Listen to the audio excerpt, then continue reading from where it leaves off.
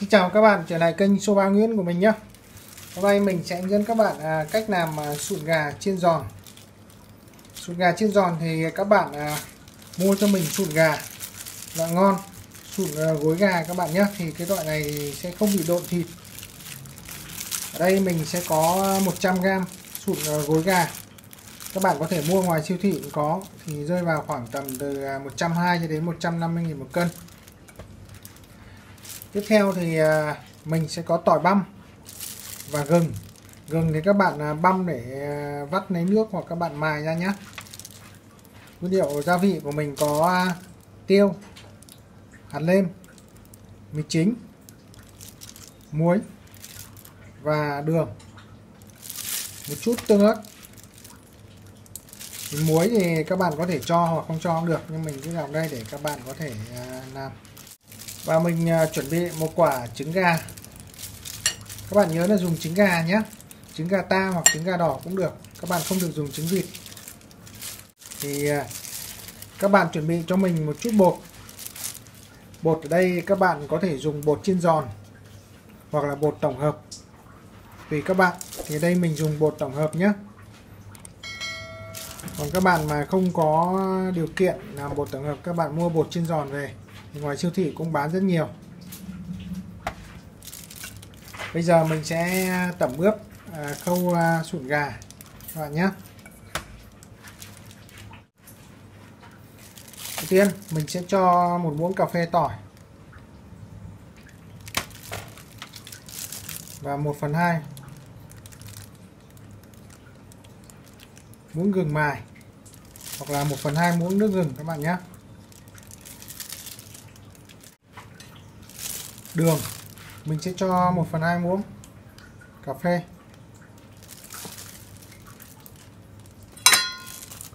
Mì chính mình sẽ cho 1/2 muỗng. Hạt nêm các bạn cho 1/2 muỗng nhé. Các bạn cho ít vì một lát nữa mình sẽ cho tương ớt. Tương ớt nó sẽ có vị đậm. Tiêu cũng 1/2 muỗng cà phê. Tất cả đều 1/2 muỗng cà phê. Phần tương ớt thì mình sẽ cho 1 muỗng cà phê.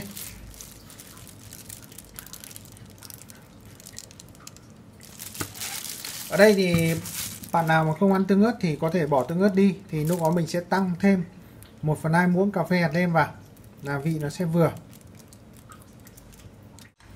Phần trứng gà thì mình sẽ dùng 1/2 quả thôi. Bây giờ mình sẽ đặt ra cái chén, sau đó mình ngoáy đều.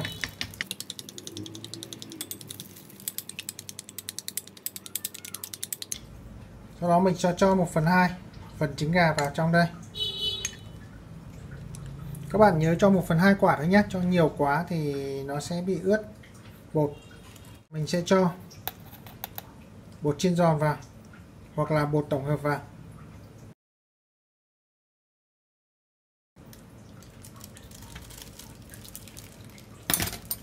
Sau đó mình trộn đều.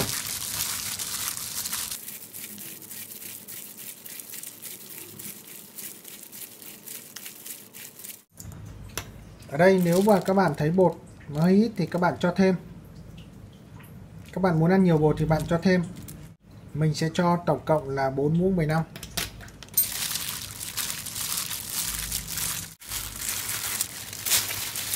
Sau khi trộn sụn gà để các bạn chiên thì các bạn quan sát cho mình là cái độ bột nó chỉ vừa phải như này thôi, thì sụn gà nó sẽ ăn giòn ngon và nó không bị nhiều bột quá.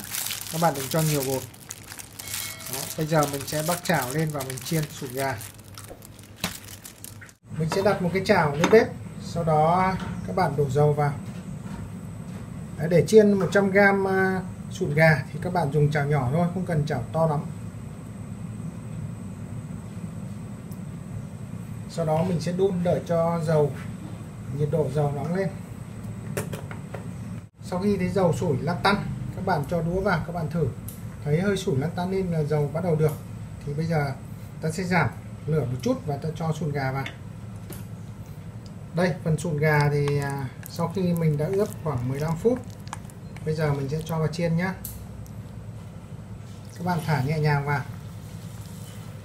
Các bạn nhớ mình sẽ lấy từng viên sụn gà thả vào, các bạn không thể thả vào một lúc thì nó sẽ bị dính vào nhau.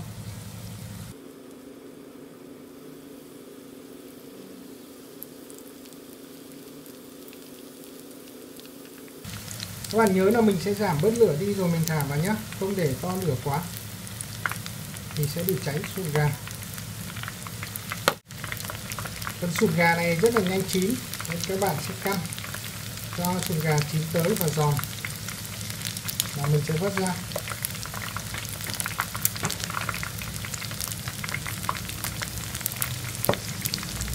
Đó, màu vàng lên rất là đẹp.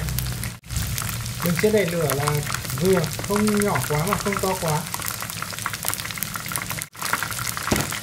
Trong quá trình chiên thì các bạn chuẩn bị cho mình một cái đĩa và mót một cái thấm ở dưới để mình sẽ thấm dầu nhé.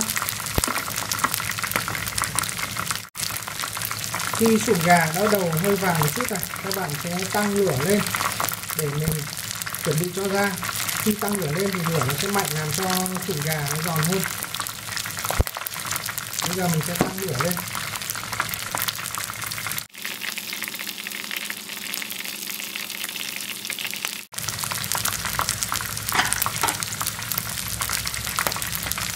Rồi, nó vàng đều rồi, bây giờ mình sẽ vớt ra.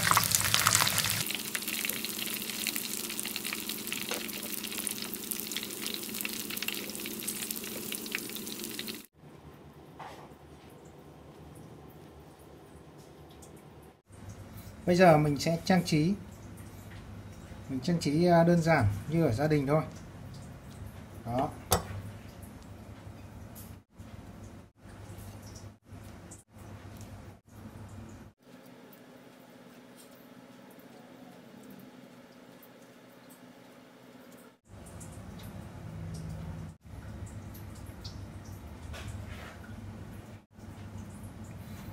Như vậy mình vừa hướng dẫn xong các bạn cách làm món sụn gà chiên giòn. Đây là một món ăn chơi rất là ngon và phù hợp cho các bữa nhậu hay là các bữa liên hoan. Thì các chị em gia đình thì có thể làm đổi bữa cho các ông chồng của mình. Mỗi khi có liên hoan bạn bè tụ tập, hoặc là cho các bạn nhỏ. Các bạn nhỏ cũng rất thích ăn các món này. Rồi, xin chào các bạn và hẹn gặp lại các bạn ở những video tiếp theo nhé. Xin chúc các bạn thành công.